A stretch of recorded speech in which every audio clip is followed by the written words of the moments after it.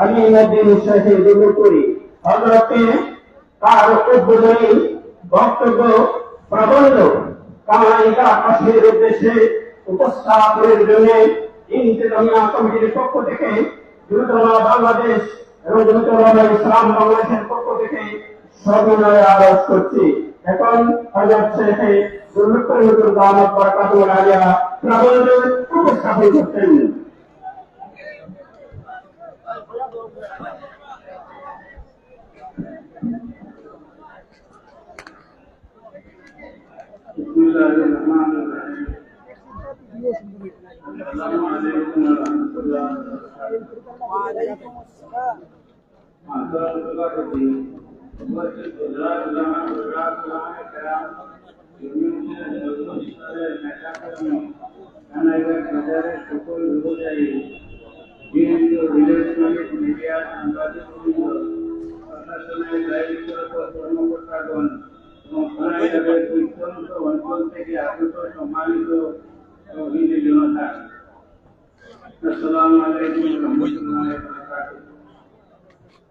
আপনারা অবশ্যই অবগত আছেন যে ডক্টর ইউনূসের নেতৃত্বে বর্তমান ইন্ডিয়া সরকারের সাথে হওয়া 3 বছর মেয়াদী ঘোষণা চুক্তির ভিত্তিতে জাতিসংঘ মানবাধিকার কার্যালয় স্থাপিত হওয়ার পর থেকে এদেশের আলিম-উলামা বিশেষত জমিয়ত নেতৃবৃন্দ এই চুক্তির প্রকাশিত বিরোধিতা করে আসছেন। মানবাধিকার কমিশন এই চটকদার নামে শ্রদ্ধাবরণে জাতিসংঘ মূলত ইসলাম ও মুসলমানদের স্বার্থ বিরোধী কিছু কাজের অনুমোদন দেয় এবং কিছু ঘৃণ্য কাজের প্রমোট করে। জাতিসংঘের সকল কার্যক্রম পরিচালিত হয় পশ্চিমা বিশ্বের খ্রিস্টান ইহুদিদের শেয়ারকৃত তথাকথিত এই অভিযোগকে কেন্দ্র করে বিশ্বের বিভিন্ন দেশে মানবাধিকার প্রতিষ্ঠার নামে তাদের মিশন বাস্তবায়ন করে যাচ্ছে। মানুষের যা ইচ্ছা তা করার অধিকারের নাম মানবাধিকার হতে পারে না।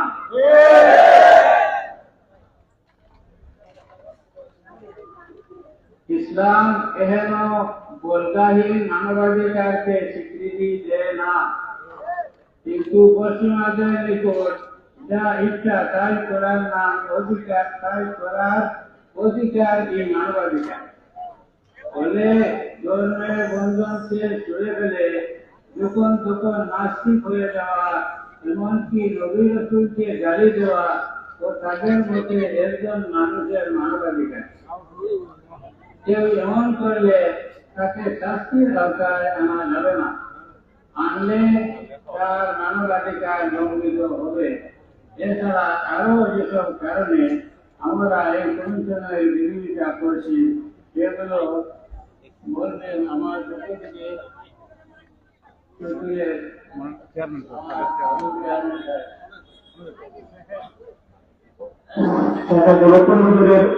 অসম্পূর্ণ প্রবন্ধটি বাদবাকি উপস্থাপন করার জন্য আজকের এই বাস্তবায়ন কমিটির সমন্বয়ক অন্যতম সদস্য আবু হোসেন চৌধুরীকে পরবর্তী প্রবন্ধের উপস্থাপন করার জন্য আহ্বান করছি।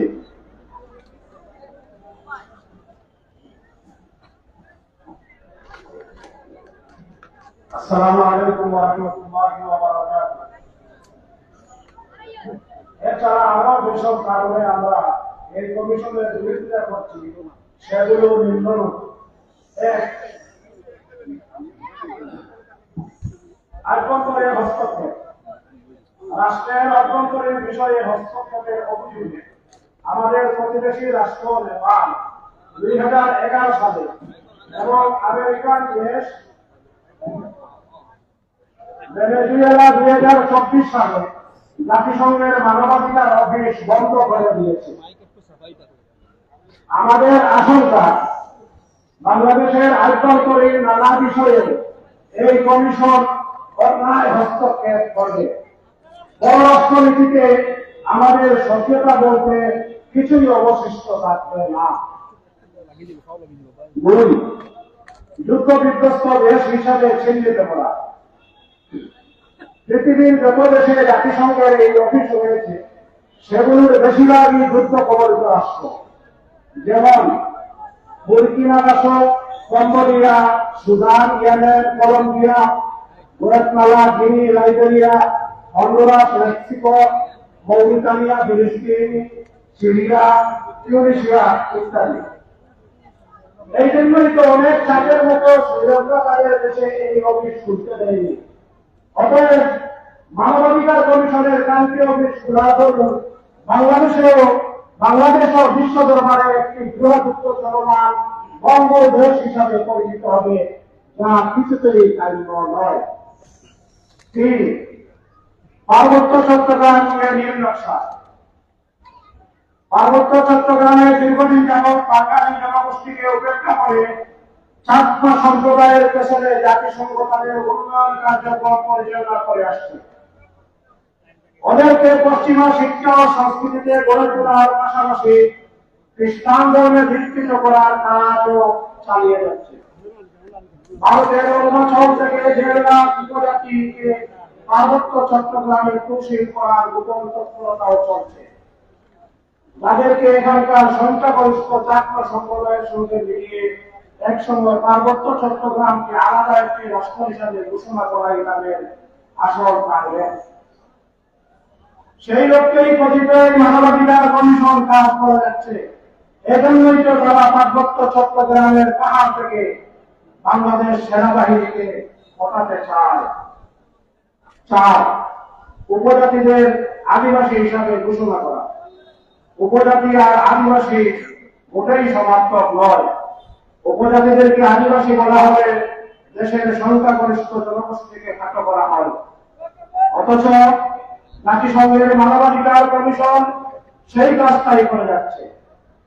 1700 সালের পরবর্তী সময়ে পার্শ্ববর্তী দেশগুলো থেকে বিতাড়িত হয়ে পার্বত্য চট্টগ্রামে এসে আশ্রয় গ্রহণ করা এবং ব্রিটিশের হেলটেক্স মেমোরিয়ালের 52 ধারাতে আদিবাসী হিসাবে চিহ্নিত উপজাতিদেরকে তার বাংলাদেশের আদিবাসী জাততা ভূমিপুত্র হিসাবে প্রমোট করছে। এর ফলে আদিবাসী উপজাতিরা জাতিসংঘের বরাতে নিজেদের আদিবাসী হিসাবে পরিচয় দেওয়ার সুযোগ পাচ্ছে। উপজাতিদের আদিবাসী বানানো এই এজেন্ডা বাস্তবায়নে পশ্চিমা মদত দুষ্ট কিছু মিডিয়া, কথিত সুশীল বুদ্ধিজীবীরাও বড় ভূমিকা পালন করছে। বহু গণমাধ্যমে এখানে উপজাতির পরিবর্তে আদিবাসী শব্দ প্রচারে বেশি উৎসাহিত। 5. পশ্চিমা মিশন বাস্তবায়ন। যুদ্ধ বিধ্বস্ত রাষ্ট্রগুলোতে জাতিসংঘ মানবাধিকার কমিশনের অফিস থাকার পরও পরিস্থিতি আরো ভয়ানক রূপ ধারণ করছে। ফিলিস্তিনে ইসরায়েলিরা গণহত্যা চালাচ্ছে আর মানবাধিকার কমিশন নাকের তল দিয়ে ঘুমাচ্ছে।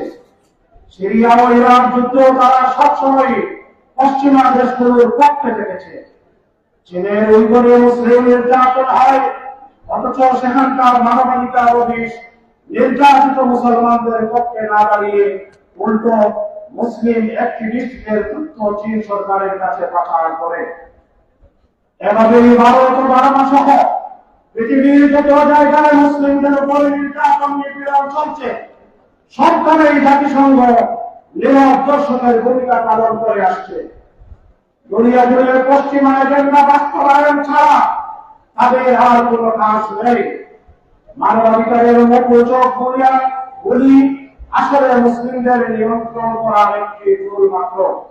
এর দোহাই দিয়ে তারা মুসলিম জনপদগুলোকে ইসলাম ও নৈতিকতা বিরোধী কর্মকাণ্ড চাপিয়ে দিতে চায়।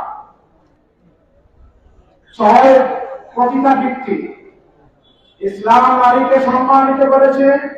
প্রতিটা ব্যক্তির মতো ভিন্ন কাজ মানুষ হিসাবে একজন নারীর জন্য চরম অপমানজনক, যেটাকে ইসলাম কিছুতেই সমর্থন করে না। কিন্তু জাতিসংঘ মানবাধিকার কমিশনের দৃষ্টিতে প্রতিটা ব্যক্তিকে পেশা হিসাবে বেছে নেওয়া একজন নারীর মানবাধিকার করে নাউজুবিল্লাহ। এটা থেকে তাকে বাধা দেওয়া যাবে না। বর্তমান ইন্টারিম গভর্নমেন্ট নারী কমিশন গঠন করে পতিতাদের সামাজিক স্বীকৃতি দিতে বড়ই তৎপর। পতিতাদের জন্য তারা আলাদাভাবে রাষ্ট্রীয় অর্থ বরাদ্দ করেছে। 7. সমকামিতার প্রমোট। বর্তমান বাংলাদেশের আইন অনুযায়ী সমকামিতা একটি অপরাধ এবং এর জন্য শাস্তির বিধান রয়েছে। ইসলামের দৃষ্টিতেও সমকামিতা একটি গর্হিত পাপ এবং কঠিন শাস্তিযুক্ত অপরাধ। অথচ জাতিসংঘের কথিত এই মিশনের আইনে সমকামিতা সম্পূর্ণ বৈধ এবং স্বাভাবিক একটি কর্ম বলেন নাউজুবিল্লাহ। এ থেকে পালন করা মানবাধিকার লঙ্ঘনের শামিল। এসব আপত্তিকর কাজকে প্রমোট করতেই তারা বাংলাদেশে অফিস খুলেছে। 8. ট্রান্সজেন্ডার। ট্রান্সজেন্ডার বা রূপান্তরকামিতা হচ্ছে পশ্চিমাদের বিকৃত মস্তিষ্কের উদ্ভট জ্ঞান ধারণা প্রসূত একটি মতবাদ, যা ইসলামের সাথে সম্পূর্ণ সাংঘর্ষিক। এই মতবাদ অনুযায়ী একজন মানুষ যদি নিজেকে বিপরীত লিঙ্গের বলে মনে করে তাহলে সে সেটাই। সমাজ ও আইন তাকে সে স্বীকৃতি দিতে বাধ্য থাকবে।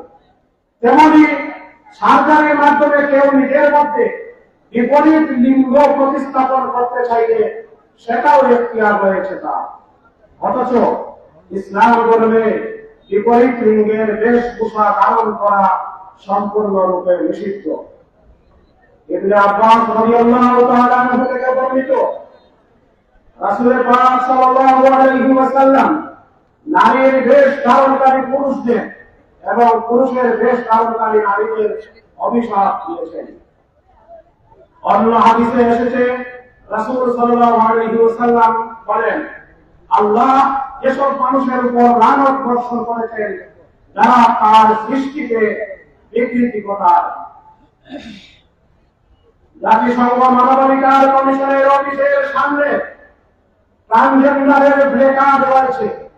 এ দ্বারা বোঝা যায় তারা এই মিশন বাস্তবায়নের কাজ করতেই এদেশে এসেছে। 9. নারী পুরুষ সমতায়ন। নারীদের শ্রেষ্ঠত্ব সম্পর্কে কোরআন ও হাদিসে অনেক বর্ণনা এসেছে। আল্লাহ নারীদের উপর পর্দা পালনকে ফরজ সাব্যস্ত করেছেন এবং পিতার ত্যায্য সম্পত্তিতে তাদের হক পুরুষের অর্ধেক নির্ধারণ করেছেন।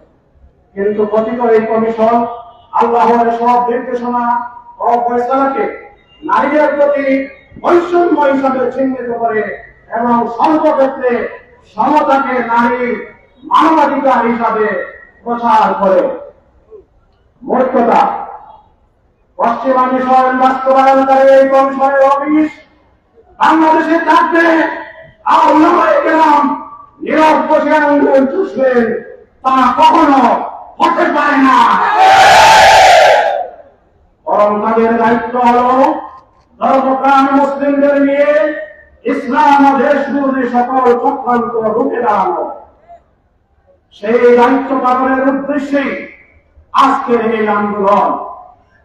আমাদের এই আন্দোলনে যারা যেভাবে সহযোগিতা করেছেন, আল্লাহ তাআলা আপনাদেরকে জাযায়ে খায়ের দান করুন এবং মহান আল্লাহ আমাদের উপর অর্পিত দ্বীনি দায়িত্ব সমূহ সঠিকভাবে আদায়ের তৌফিক দিন। সকল ধরনের কুফরি ষড়যন্ত্র থেকে মুসলিম উম্মাহকে হেফাজত করুন, আমিন। পরিশেষে আমি আবারও উপস্থিত হযরত উলামায়ে কেরাম, জমিয়তের সর্বস্তরের নেতা কর্মী, নারায়ণগঞ্জ বাজারের সকল ব্যবসায়ী, প্রিন্ট ও ইলেকট্রনিক মিডিয়ার সাংবাদিক বৃন্দ, প্রশাসনের দায়িত্বরত কর্মকর্তাগণ এবং কানাইঘাটের প্রত্যন্ত অঞ্চল থেকে আগত সম্মানিত তৌহিদি জনতাকে মোবারকবাদ ও কৃতজ্ঞতা প্রকাশ করছি। মহান আল্লাহ যেন আমাদের সকলের মেহনতকে কবুল করেন, আমিন। ওয়া আখিরু দাওয়ানা আলহামদুলিল্লাহ। এই যে সমস্ত মানবাধিকার কমিশনের অপকর্ম, অপকারিতা, কুকর্ম যেটা উপস্থাপন করা হয়েছে, এর বিরুদ্ধে যে কোনো আন্দোলন সংগ্রাম আপনারা কি আছেন কি? তাকবীর! আনাইগতের বাতি! জমিয়তের বাতি! আনাইগতের বাতি! ছাত্রলীগের বাতি! আনাইগতের বাতি! শেখ হাসিনার বাতি!